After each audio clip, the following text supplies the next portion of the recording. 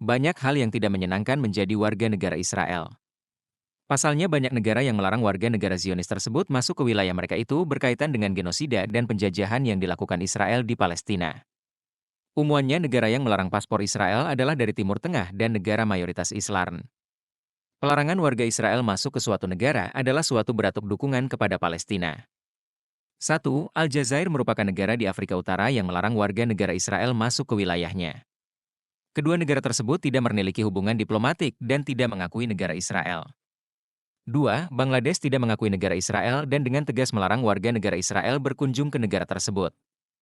Mereka juga berulang kali menegaskan tidak akan melakukan normalisasi hubungan dengan Israel. 3. Brunei tidak memiliki hubungan diplomatik dengan Israel, namun mereka mengakui Palestina sebagai negara berdaulat. 4. Iran merupakan musuh utama Israel. Iran juga pernah melancarkan perang dengan mengirimkan ratusan drone dan misil ke wilayah Israel. Melansir NPR, Iran telah bersikap bermusuhan terhadap Israel sejak Revolusi 1979, dan retorika mereka yang konsisten adalah bahwa mereka percaya bahwa Israel adalah negara yang tidak sah dan harus diusir dari wilayah tersebut. Apa yang mereka coba capal adalah mengikis legitimasi Israel di seluruh dunia. 5. Irak. Melansir PH Research Center Prague, Irak berpartisipasi dengan negara-negara Arab lainnya dalam perang melawan negara Israel yang baru dibentuk selama Perang Arab dan Israel pada tahun 1948. Irak adalah satu-satunya negara Arab yang tidak menandatangani perjanjian gencatan senjata yang mengakhiri permusuhan yang disertai kekerasan pada tahun 1949. Secara teknis, kedua negara tersebut masih dalam keadaan perang dan mereka beka menjalin hubungan diplomatik. 6. Kuwait. Melansir The Media Line, Menteri Luar Negeri Kuwait, Sheikh Salarn Abdallah Al-Jaber Al-Sabah, telah menegaskan pendirian negaranya tak tidak menormalisasi hubungan dengan Israel hingga negara Palestina yang berdaulat didirikan sesuai dengan resolusi internasional. Berbicara dalam sebuah konferensi pers, ia menekankan komitmen Kuwait terhadap isu karena kebijakan luar negerinya dukungan terhadap perjuangan Palestina dan menyebut serangan Israel di Gaza sebagai tindakan balasan.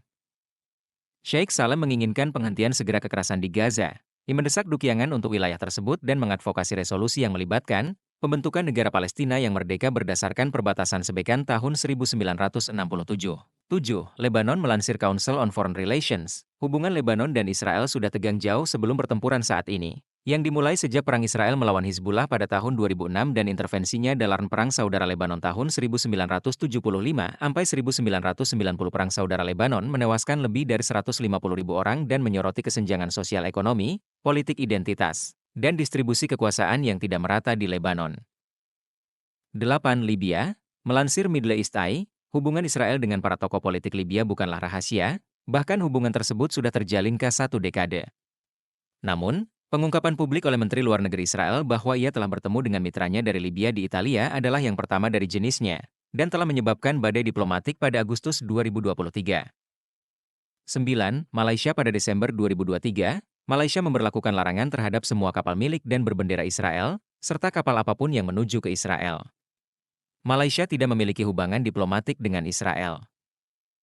10. Saudi Arabia telah memberitahu Amerika Serikat bahwa mereka tidak akan membuka hubungan diplomatik dengan Israel kecuali negara Palestina yang merdeka diakui tahun 1967 dengan Faroe Semtar sebagai Riyadh mengulangi seruannya daripada anggota tetap Dewan Keamanan PBB yang belum mengakui negara Palestina Sadi. Perbatasan tahun 1967 di Yerusalem Timur sebagai kotanya untuk melan kata pernyataan Kementeri telah lama ingin didikan pada bersama Israel di wilayah yang diduduki Israel.